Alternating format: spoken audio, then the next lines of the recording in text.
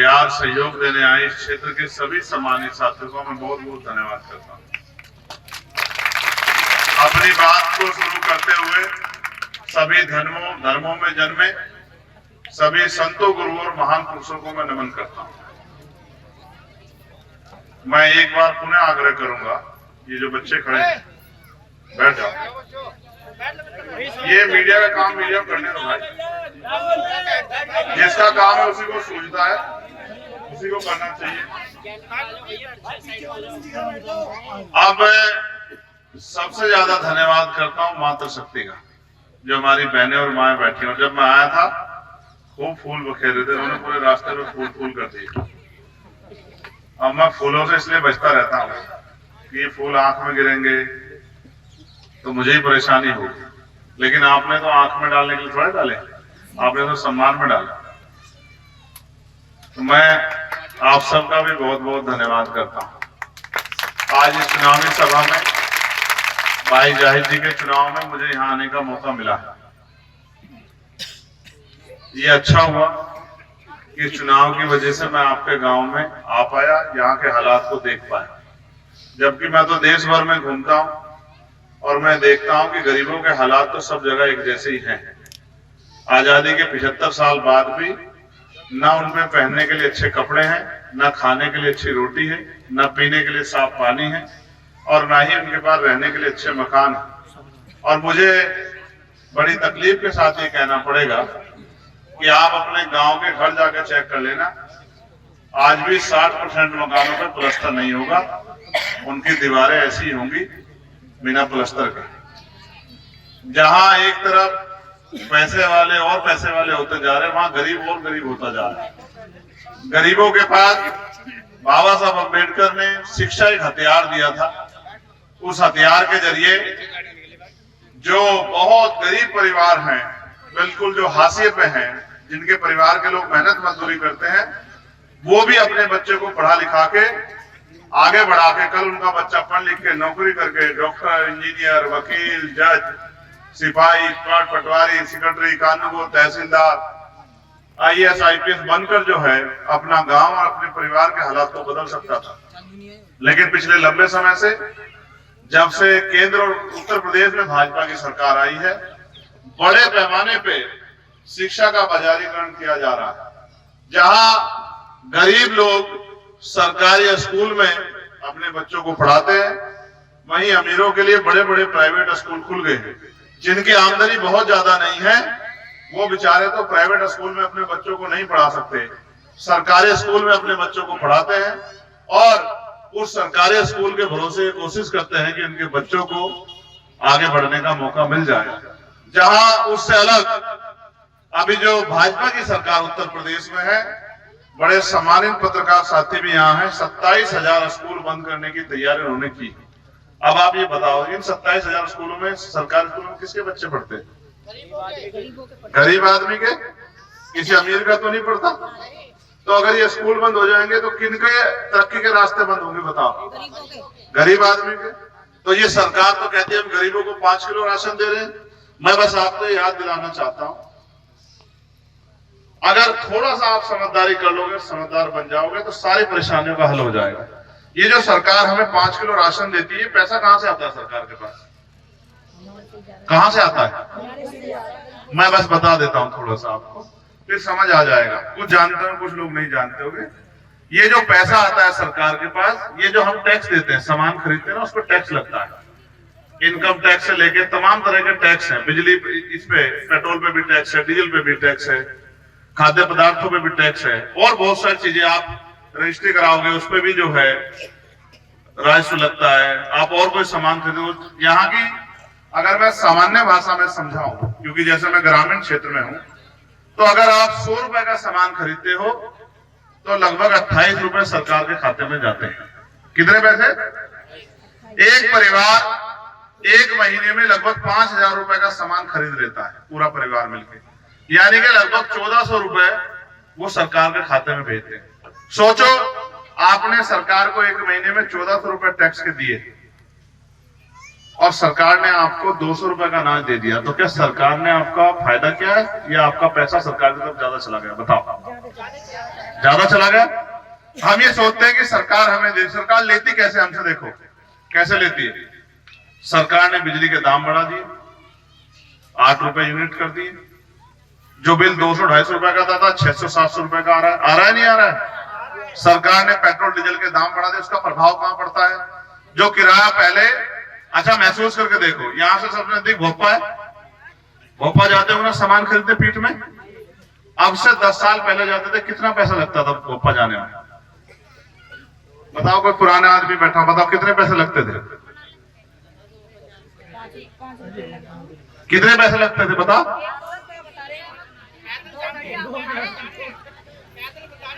पैदल चले जाते, नहीं जो और साधन से जाता होगा, घोड़े तांगे से या रिक्शा से, कितने पैसे लगते होंगे, ऑटो से 5 रुपए लगते होंगे। आप 2 रुपए कह रहे हो, 5 रुपए लगते होंगे। आज कितने लगते हैं? यहाँ से भोपाल तक फ्री है, यहाँ से मुजफ्फरनगर जाते हो कितने पैसे लगते हैं? 25। पहले 10 साल पहले कितने लगते थे? 10 रुपए जी। 10 रुपए लगते थे, आज लगते हैं 25, यानी कि 15 रुपए बढ़ गए 10 साल में। ये आपकी जेब से चुपचाप सरकार पैसा काटती है। जो दाल 100 रुपए की आती थी, जो तेल पर 60 रुपए का आता था, आज 200 रुपए का आ रहा है। हर चीज पे सरकार ने पैसा बढ़ा दिया, क्योंकि दाम सरकार तय करती है। तो वो जो अनाज देते हैं उससे ज्यादा पैसा तो हमसे काट लेते हैं वो लोग। आज हमारे पढ़े लिखे बच्चे बेरोजगार घूम रहे हैं, कोई पूछने वाला नहीं। आज अनाज देके हमारी वोट को लूटने का प्रयास किया जा रहा है। आपको मुझको समझना पड़ेगा। अनाज तो हम तब भी खाते थे जब ये सरकार अनाज नहीं देती थी, हम मेहनत मजदूरी करते थे। लेकिन क्या, अगर हमारे बच्चे नहीं पढ़ेंगे तो हमारे जीवन में बदलाव कैसे होगा? हमारे जीवन में ये गरीबी बेबसी के दलदल से हम लोग कैसे निकलेंगे? और सनोज भाई को मैं कहूंगा, देखो कितने काम की बात बताता हूं, आप महसूस करके देखो गैर बराबरी कितनी, फर्क कितना है। ये जो महिलाएं बैठी है ना, ये महिलाएं, मेरी बात पे एक बार गौर करें माए बहने, आप ऐसे जहाज में कितनी महिलाएं बैठी है, जरा हाथ उठा के बताओ।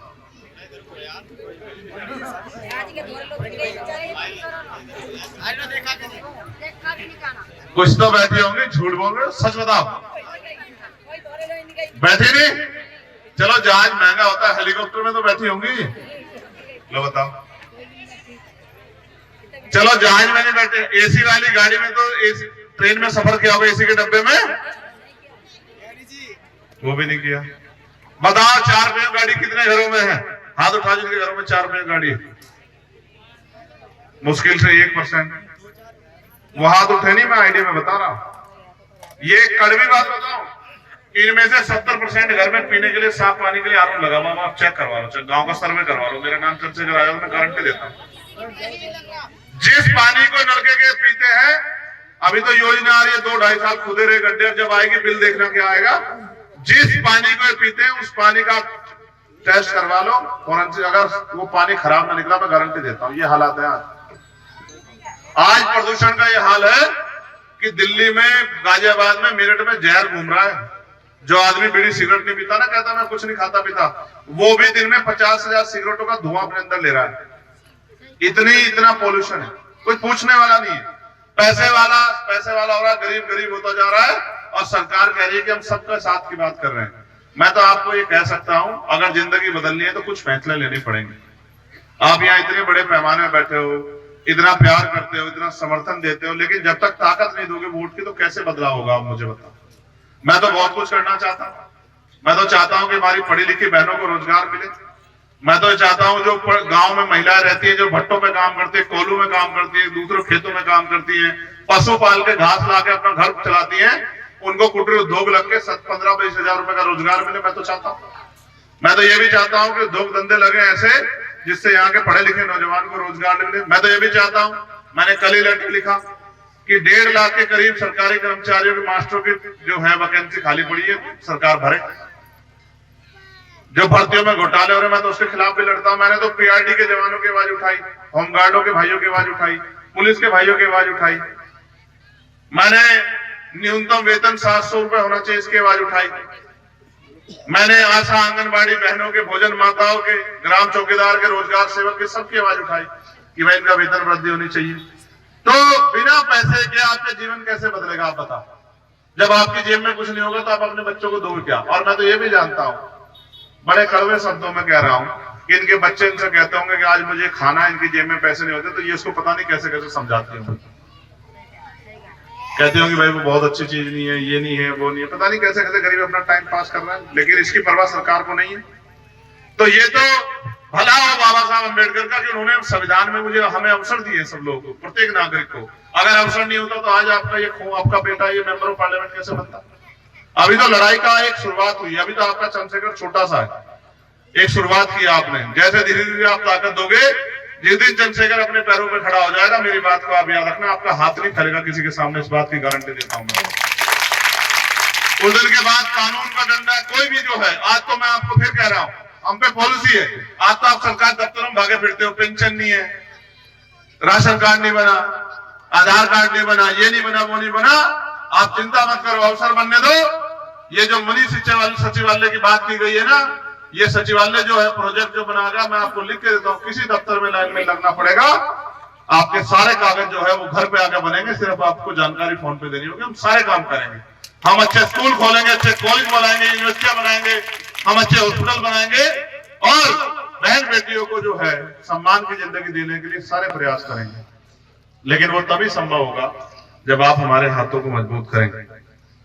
और ये आपके हाथ में बाबा साहब अम्बेडकर ने आपकी उंगली में इतनी ताकत दी है, किसी को चाहे कुर्सी में बिठा दो और किसी कुर्सी बैठे वाले को जमीन पे पटक दो।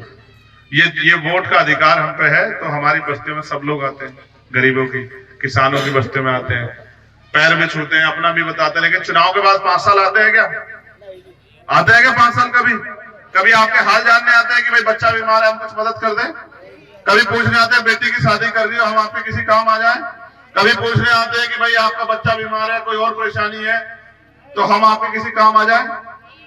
तो जिनका आपसे जो वोट का रिश्ता है, अब उनको आपको छोड़ना होगा और काम करने वाले बताओ अच्छा ईमानदार से 24 घंटे 7 दिन संघर्ष कर रहे हैं, नहीं कर रहे हैं हम लोग? बताओ अच्छा ईमानदार, झूठ बोल रहे हैं? कोई दिन ऐसा होता है जिस दिन घर बैठते हैं? बताओ, कभी कहीं कभी कहीं कभी कहीं रहते नहीं रहते लोगों के बीच में, और हमेशा प्रयास करते हैं लोगों को न्याय दिला सके। मैं तो आपसे मदद मांगने आया, हमारी पार्टी संगठन के सब नेतागण बहुत मेहनत कर रहे हैं, मैं इनका धन्यवाद करता हूं कि हम लोगों पर भरोसा करते हैं, लेकिन जब तक आपकी ताकत हमारे साथ नहीं खड़ी होगी तब तक बात आगे नहीं बढ़ेगी।